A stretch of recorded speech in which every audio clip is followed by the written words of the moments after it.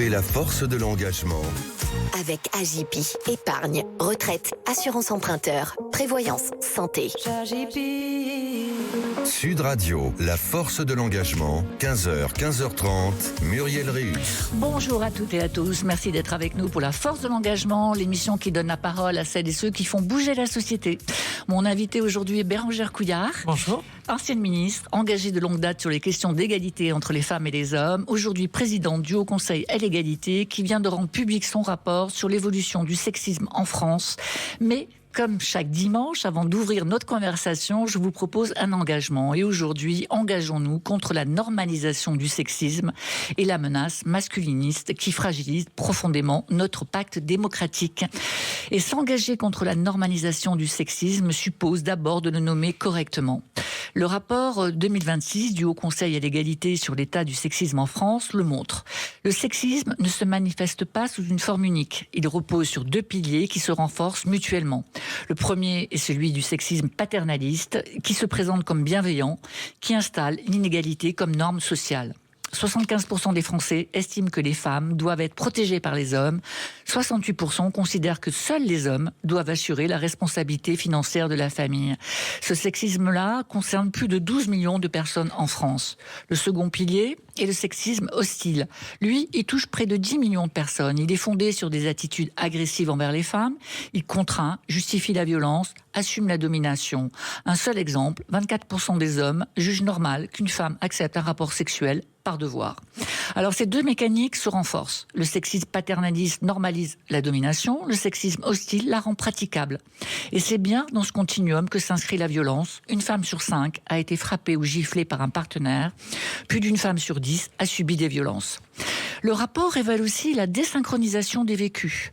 Un Français sur deux estime qu'il est désavantageux d'être une femme, et chez les jeunes femmes de 15 à 24 ans, 8 sur 10 partagent ce constat. Autrement dit, une génération entière entre dans la vie adulte avec la conviction que l'égalité proclamée ne protège pas de l'injustice vécue.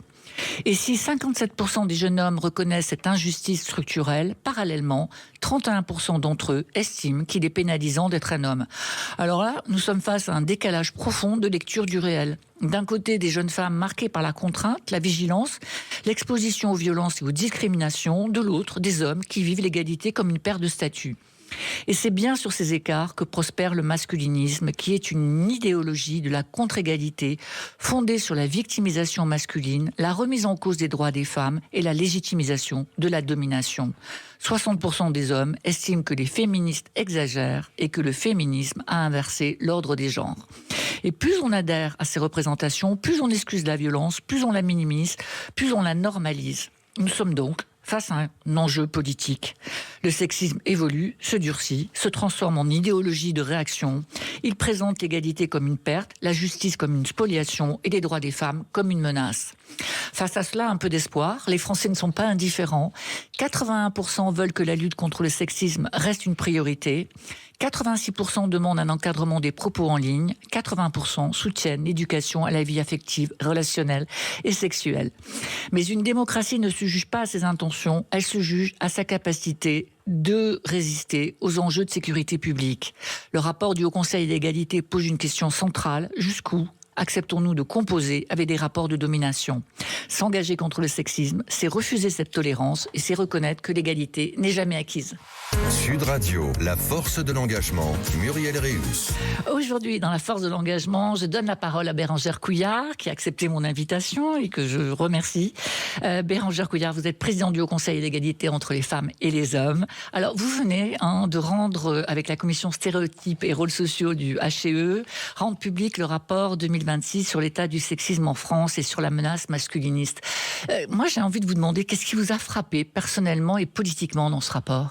Bon, déjà, je souhaiterais signaler que du coup, on aurait pu inverser les rôles. Parce que du coup, vous auriez pu, Muriel, tout à fait répondre à cette interview, ayant activement participé à l'écriture de ce rapport, étant aujourd'hui membre du Haut Conseil l'égalité et également coprésidente de la commission stéréotypes.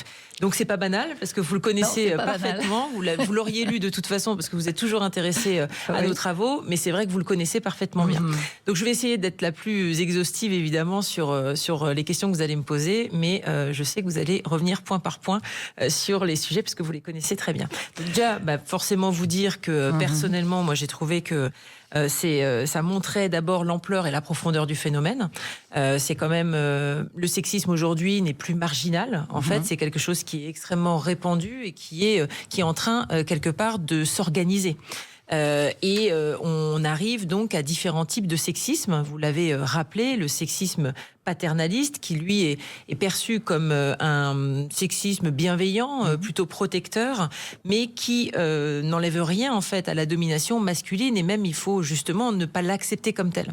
Et il y a le sexisme hostile, qui lui est un sexisme ouvertement négatif, qui laisse penser que les femmes sont inférieures, qu'elles sont également incompétentes, et que surtout les avancées, c'est-à-dire que toutes les politiques d'égalité qui ont été mises en place, du coup, sont des menaces, représentent des menaces pour les hommes, et donc il y a une forme de victimisation des hommes, à penser justement que les femmes aujourd'hui sont un petit peu trop favorisées. Donc face à ça, ce qui est très perturbant, c'est de regarder et de voir que, en fait, beaucoup de femmes ont renoncé, notamment à des sorties, à des opportunités. 50% d'entre elles disent avoir renoncé donc à des sorties ou des opportunités. Et donc on voit bien qu'en fait le sexisme a aussi des impacts sur la vie quotidienne des femmes, et c'est pourquoi, du coup, politiquement, il nous faut agir. Il nous faut agir face au sexisme qui contraint les femmes, et il nous faut agir face au sexisme, particulièrement le sexisme hostile, qui est en train, du coup, d'amener des jeunes hommes particulièrement à devenir plutôt à adhérer aux thèses masculinistes. Alors, cette polarisation qui est très très forte, on le constate tout au long du rapport, surtout sur les jeunes générations, pourrait amener certains à nous dire que ce rapport ne s'appuie pas sur une méthodologie extrêmement rigoureuse. Et je pense qu'il est important de dire que ce rapport, il est construit avec un principe de précaution constant dans l'analyse et l'interprétation des données. 700 000 données ont été analysées avec l'aide du CNRS. Pourquoi D'abord, que pensez-vous de la façon dont on a construit ce rapport? Et puis aussi, que peut-on dire de cette tendance que certains ont à vouloir disqualifier les chiffres plutôt qu'à regarder la réalité en face? En fait, alors déjà oui, on a choisi et on a eu la chance surtout d'avoir au sein de nos membres du Haut Conseil à l'égalité, donc celui qui co-préside avec vous la commission stéréotype, Pascal Huguet, qui est directeur de recherche au CNRS. Et donc on a profité donc de son expérience et de son expertise pour du coup nous appuyer donc sur l'expertise du CNRS pour analyser les chiffres. Pourquoi ? Parce qu'en fait aujourd'hui on voit bien que le sexisme est de plus en plus contesté. À partir du moment où on le cite, il est contesté, et donc on nous renvoie en boomerang le fait que aujourd'hui il y a eu tellement d'acquis des femmes que c'est plutôt au détriment des hommes. Et donc ce que nous voulions, c'est ne pas pouvoir être attaqués sur les chiffres. Leur analyse, ça on le saura toujours, mais du coup pas sur les chiffres. Et donc c'était important d'avoir ce regard donc porté sur ces chiffres. Donc vous le disiez, 700 000 données analysées, également donc des analyses quantitatives et qualitatives, des regards croisés, et cette expertise CNRS qui nous permet vraiment d'avoir quelque chose de très solide. Il faut savoir que le Haut Conseil à l'égalité s'appuie sur un sondage qui est réalisé auprès de plus de 3000 Français. Donc ça c'est depuis plusieurs années, et on a tâcher donc d'avoir une forme de continuité dans les rapports que nous avons réalisés. C'était en 2024, le rapport était sur les racines du sexisme, c'est-à-dire du coup à la maison, à l'école et amplifié sur le numérique. Ensuite, l'année dernière, nous avons travaillé sur la polarisation entre les femmes et les hommes. Donc c'était la mesure, l'écart en fait entre les femmes et les hommes sur la perception du sexisme. Et c'est là qu'on a commencé, le Haut Conseil à l'égalité a commencé à parler des thèses masculinistes et de la montée du masculinisme. Nous étions les premiers à en parler. Et donc on a choisi donc de faire un focus particulier sur le masculinisme cette année. Et c'est pourquoi nous sommes engagés sur ces questions. Alors il faut savoir que les questions, elles sont donc évidemment très nombreuses. Elles sont identiques d'année en année pour un certain nombre d'entre elles pour qu'on puisse justement mesurer l'évolution.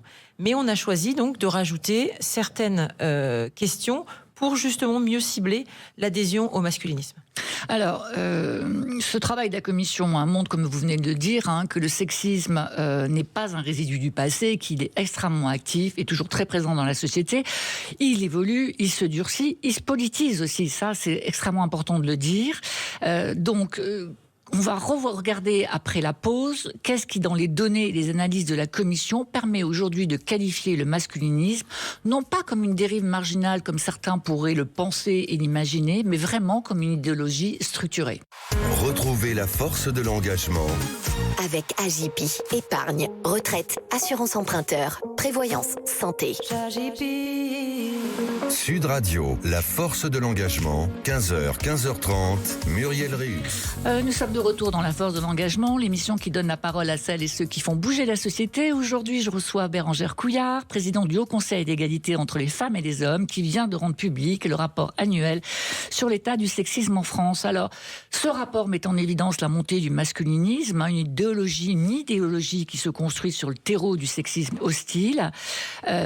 Juste avant la pause, on se demandait ce qui permettait aujourd'hui d'affirmer que le masculinisme n'est pas une dérive marginale, mais bien une idéologie structurée. Quels sont, Bérengère Couillard, les éléments les plus déterminants mis en évidence dans le rapport ? Alors déjà, nous ne disons pas que toutes les personnes qui adhèrent au sexisme hostile sont des masculinistes. Mais par contre, nous affirmons très clairement au Haut Conseil de l'égalité que toutes les personnes qui sont aujourd'hui des masculinistes adhèrent au sexisme hostile. Je pense que ça, c'est important de le préciser. Oui, ça veut dire que potentiellement, ce sont 10 millions de personnes qui peuvent se radicaliser. C'est énorme. C'est énorme. C'est un chiffre très important pour la société française. Et ça représente tout de même donc 6,5 millions d'hommes et 3,5 millions de femmes. Oui, il y a des femmes aussi qui adhèrent. Exactement. Donc ça, c'est déjà quelque chose qu'il faut avoir en tête. Et en fait, le masculinisme il repose sur 3 piliers. C'est le mythe de l'égalité déjà atteinte. Donc comme quoi, et d'ailleurs c'est beaucoup les plus âgés qui vont penser que on a eu tellement d'acquis, tellement de politiques d'égalité mises en œuvre que tout est réglé. Et donc du coup, il suffit de vouloir et donc de le pouvoir. Ça, c'est quelque chose d'important.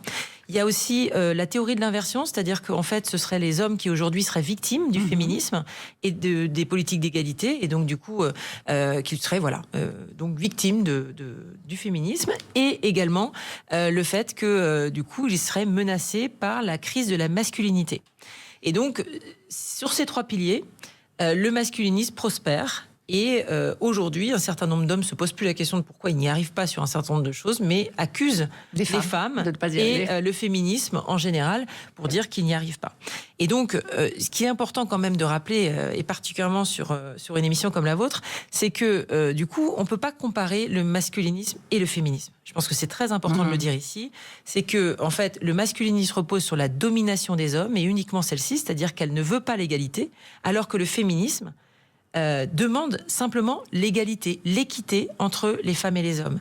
Et non pas comme on peut entendre parfois, où ils disent que certaines féministes les plus radicales vont demander à ce que les femmes soient supérieures. Les féministes, et nous en sommes toutes les deux, nous ne demandons pas à ce que les femmes soient supérieures aux hommes, nous demandons simplement qu'il y ait de l'égalité, de l'équité. Et donc je pense que c'est important de le rappeler. Et du respect. Bien sûr. Alors, en Grande-Bretagne et au Canada, le masculinisme est désormais qualifié d'atteinte à la sécurité nationale. Je pense que c'est important pour nos auditeurs de comprendre que certains pays pensent que vraiment il y a un enjeu de sécurité publique et de sécurité nationale. D'ailleurs, en France, pour la première fois, le parquet national antiterroriste a reconnu la dimension terroriste de certaines formes de radicalité masculine. Qu'est-ce que ça doit changer concrètement pour l'action de l'État, cette reconnaissance ?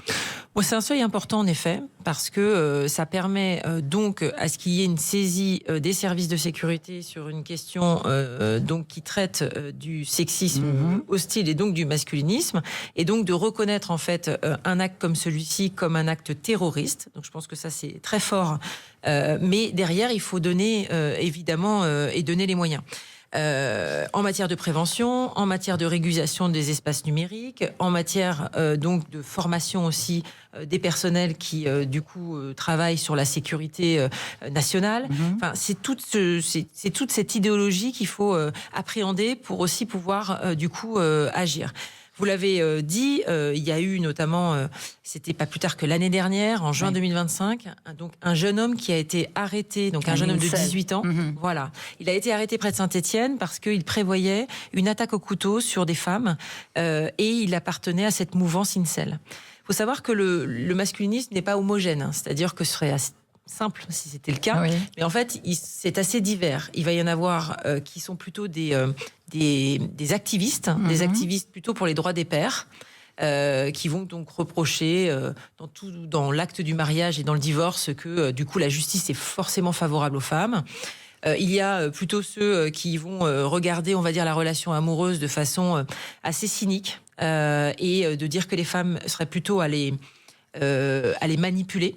Et puis il y a les incels qui sont eux des radicaux qui pensent qu'ils sont célibataires de façon donc involontaire, mais qui s'est causé par les femmes qui ne les aiment pas, ne les désirent pas. Et puis il y a aussi une autre tendance, celle des plus conservateurs, plutôt religieux, plutôt d'extrême droite, qui eux vont être nostalgiques d'un temps ancien, d'un ordre social qui est dépassé, et qui vont chercher à retrouver donc des rôles sociaux bien déterminés entre les femmes et les hommes. Et donc tout ça, c'est la mouvance masculiniste. Alors d'ailleurs, cette question-là, cette façon dont le masculinisme est organisé pose aussi la question, évidemment, des plateformes et des réseaux sociaux, qui aujourd'hui ne se contentent plus de diffuser les discours, mais qui permettent à ces mouvements de s'organiser, de se professionnaliser et de se financer. D'ailleurs, cette question du financement est extrêmement importante. 1,18 milliard d'euros ont été investis en Europe entre 2019 et 2023 par des réseaux hostiles aux droits des femmes. Et ces réseaux permettent aussi de monétiser des sujets de développement personnel, du coaching masculiniste, des podcasts, des chaînes YouTube. Est-ce que collectivement, on a bien pris la mesure du rôle politique, économique et idéologique posé aujourd'hui par les plateformes? Alors le Haut Conseil à l'égalité, oui. Maintenant, on aimerait que plus largement, il y ait vraiment une prise en compte. Alors je crois qu'il y a une prise en compte quand même, en partie, plutôt de l'impact sur les jeunes, avec notamment la loi votée pour l'interdiction donc des réseaux sociaux aux moins de 15 ans. Donc je pense qu'on est conscient que les réseaux sociaux aujourd'hui peuvent être néfastes pour nos plus jeunes. Mais pas que. Il n'y a pas que les très jeunes qui aujourd'hui s'intéressent et vont vers des idéologies masculinistes. C'est aussi plus largement des jeunes hommes, mais aussi des un peu plus âgés qui vont y adhérer. Donc il faut être très vigilant, c'est que ça ne réglera évidemment pas tout. Donc ce qu'il faut absolument, c'est sensibiliser évidemment dès le plus jeune âge sur les risques du numérique et donc des réseaux sociaux. Il faut aussi davantage réguler les plateformes, faire en sorte qu'on retrouve un contrôle sur nos algorithmes, donc davantage de transparence de l'algorithme. Oui, c'est important ça, la transparence des algorithmes. D'ailleurs, il y a une recommandation dans le rapport sur cette transparence. C'est ça, parce qu'en fait, aujourd'hui, on n'a plus le contrôle aujourd'hui. Un jeune homme, par exemple, en fait, vous êtes ciblé par les plateformes pour ce que vous êtes. C'est-à-dire que nous, on est d'un âge... on n'est pas le même profil que, du coup, un jeune homme de 18 ans. Il va être plus ciblé, il va recevoir davantage de vidéos masculinistes, et donc... il adhère pas forcément à ces thèses, mais il peut basculer, en tout cas davantage en regarder. Il en regarde une, après il en regarde plusieurs, et puis après il peut basculer. C'est le risque majeur. Bien sûr, c'est le risque majeur. Voilà, donc il y a évidemment, donc vous l'avez dit, c'est-à-dire que aujourd'hui on a un business de la haine et ça rapporte. Donc en fait, les plateformes n'ont aucun intérêt à réguler aujourd'hui. Il y a des chaînes YouTube, il y a des vidéos qui sont virales, il y a des podcasts, il y a du coup des formations, des formations personnelles qui permettent type coaching, qui sont en vente. Donc en fait, on a un vrai business, et donc en fait, il n'y a pas d'intérêt pour les plateformes à réduire ce business, à part de les contraindre. Et donc nous demandons à ce qu'il y ait davantage de contraintes, notamment sur les algorithmes, qu'il y ait également un renforcement de la police du web et de la police des médias, c'est-à-dire du coup de Pharos et de l'Arcom, leur donner des moyens financiers et des moyens humains, parce qu'en fait, il faut pouvoir supprimer des contenus, pouvoir fermer des profils. Donc tout ça, c'est important de leur donner des moyens. Et derrière, c'est également les former au lexique, parce qu'en fait, pour éviter la modération, quand il y en a encore sur les plateformes, les masculinistes, du coup, parlent avec un lexique particulier, avec un langage. Et si nos forces de l'ordre ne sont pas... ceux qui font la police du web et du média, s'ils ne sont pas formés, en fait, à ce lexique, en fait, ils passeront complètement à côté d'un certain nombre de choses qui seront dites sur les réseaux, et peut-être même, du coup, la préparation d'un acte terroriste. Et dans les recommandations du Haut Conseil, qui sont nombreuses face à cette situation de sexisme et de masculinisme, il y a même l'idée de créer un centre d'observation qui pourrait être porté par le Haut Conseil à l'égalité sur les mouvances masculinistes. Il faut les documenter. Oui, en fait, nous pensons que nous sommes en capacité au Conseil à l'égalité, avec des moyens humains et financiers évidemment à la hauteur, d'avoir un observatoire national du masculinisme et de son évolution. Parce qu'il faut qu'on puisse mesurer, évidemment, en fait, aujourd'hui, on a été capable donc de le mesurer avec tous les chiffres qui sont ressortis de notre analyse, de notre enquête. Mais derrière, il faut qu'on puisse voir son évolution et justement pouvoir suivre toutes les politiques que nous recommandons, voir si elles sont mises en application. Alors, nous proposons d'être à la tête de cet observatoire parce que nous en avons toutes les compétences. Maintenant, derrière, c'est évidemment de convaincre les politiques de nous donner de la création de cet observatoire et de nous donner cette responsabilité. Mais il faudra mesurer le masculinisme et son évolution. C'est aujourd'hui, nous demandons à ce qu'il y ait une réelle prise en compte de la menace masculiniste. C'est aujourd'hui un vrai enjeu de sécurité nationale. Eh bien, nous arrivons au terme de cette conversation. Ce que montre ce rapport, au fond, c'est qu'il serait dangereux de se tromper de combat, de regarder uniquement les formes les plus spectaculaires, les plus radicales, les plus brillantes du sexisme, sans interroger ce qui les rend possibles. Le masculinisme n'est pas dans le vide. Il prospère sur le terreau ancien du sexisme paternaliste et du sexisme hostile, banalement et socialement accepté. C'est aussi pour cela que ce rapport est essentiel. Il ne parle pas seulement d'égalité entre les femmes et les hommes, il parle de démocratie, de sécurité et de cohésion sociale. Il nous rappelle que les idéologies de rupture se nourrissent toujours de renoncements ordinaires. Merci Bérengère Couillard d'avoir accepté mon invitation. Merci à vous toutes et à vous tous d'avoir été avec nous dans La Force de l'Engagement, l'émission qui donne la parole à celles et celles qui font bouger la société. La Force de l'Engagement, c'est chaque dimanche à 15h sur Sud Radio et en podcast sur sudradio.fr. Je vous souhaite un excellent dimanche et je vous dis à dimanche prochain. C'était La Force de l'Engagement. Avec Agipi, épargne, retraite, assurance emprunteur, prévoyance, santé.